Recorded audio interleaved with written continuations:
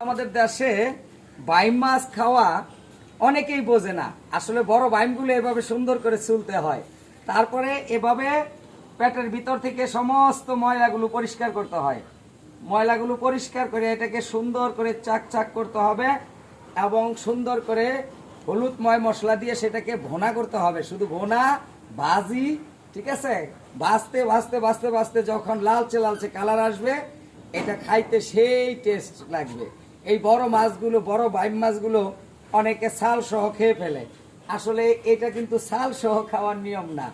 এটা সুন্দর করে এভাবে গাছের সাথে লটকাইতে হবে, তারপরে ধীরে ধীরে ঘাড় থেকে ছালটাকে ছাড়াইতে হবে। ছাড়াই টান দিলে একদম সহজে খুলে যাবে।